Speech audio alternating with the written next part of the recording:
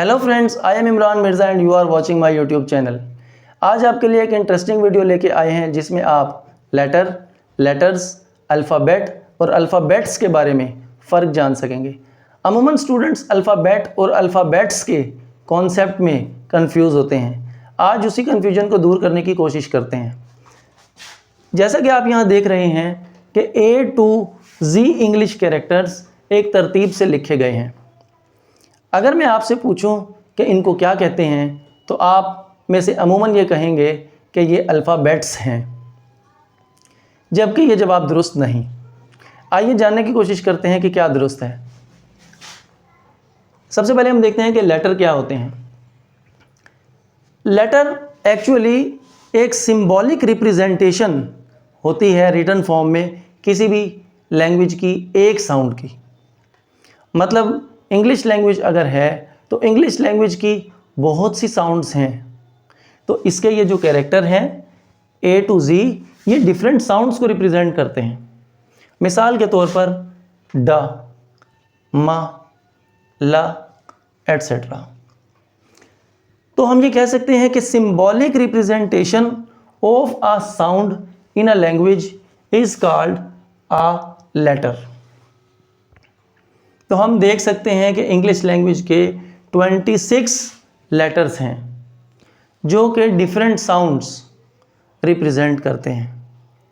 तो ये तो था लेटर के बारे में कि एक लेटर एक साउंड को रिप्रेजेंट करता है।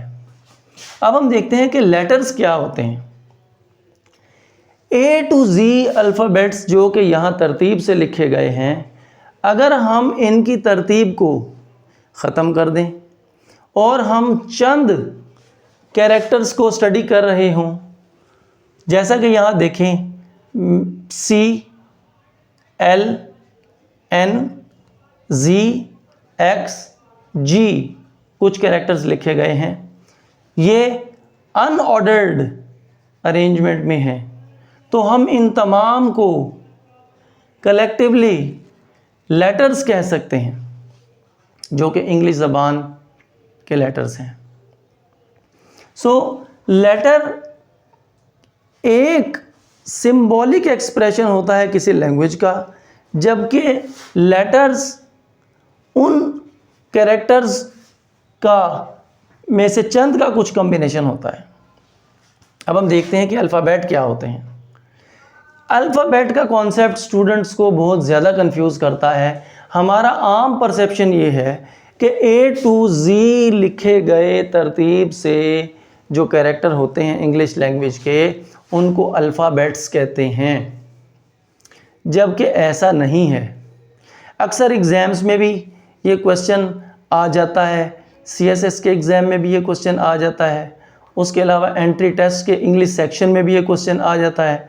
तो ये एक बहुत इम्पोर्टेंट क्वेश्चन है, लिहाजा आज ये कॉन्सेप्ट हम क्लियर करने की कोशिश करेंगे कि complete set of all characters that are arranged in a standard sequence are collectively called alphabet. यानी कि इंग्लिश की अगर हम तरतीब से A to Z कैरेक्टर्स लिखें, A B C D E F G H I J K L M N O P Q R S T U V W X Y Z, तो ये जो arrangement का जो complete set है ये alphabet कहलाता है। यहाँ एक एग्जांपल से भी ये बात क्लियर की जा सकती है। For example someone says I know the alphabet of English language. काबिल गौर बात यह है कि इंग्लिश लैंग्वेज सिंगल एक लैंग्वेज है और उनके कैरेक्टर्स का जिक्र यहाँ किया जा रहा है।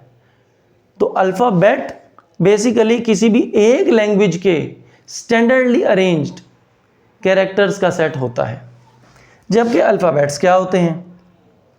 अगर हम एक से ज़्यादा लैंग्वेजेस का जिक्र करें, for example English and Urdu, for example Arabic and Urdu, और लैटिन और फ्रेंच एट्सेट्रा, तो फिर अब अगर दो से ज़्यादा लैंग्वेजेस को अगर हम स्टडी कर रहे हैं और उनके सेट ऑफ कैरेक्टर्स जो स्टैंडर्डली अरेंज हों उनको हम कलेक्टिवली अल्फ़ाबेट्स कहते हैं। जैसा कि आप यहाँ देख सकते हैं एग्जाम्पल में, यहाँ 2 लैंग्वेजेस का जिक्र किया जा रहा है। I know the alphabets of English and Latin. तो आपने ये देखा कि अल्फ़ाबेट बेसिकली एक लैंग्वेज के कंप्लीट सेट को कहते हैं, जबकि अल्फ़ाबेट्स एक से ज़्यादा लैंग्वेज के जो कैरेक्टर्स हैं उनके सेट्स को कहते हैं। तो अब मुझे उम्मीद है कि आपके सामने अगर ये क्वेश्चन आएगा किसी भी एग्ज़ाम में तो आप उसे अच्छे से करेक्ट कर सकते हैं। आज की वीडियो के लिए इतना ही। इजाज़त दीजिए। अल्लाह हाफ़िज़।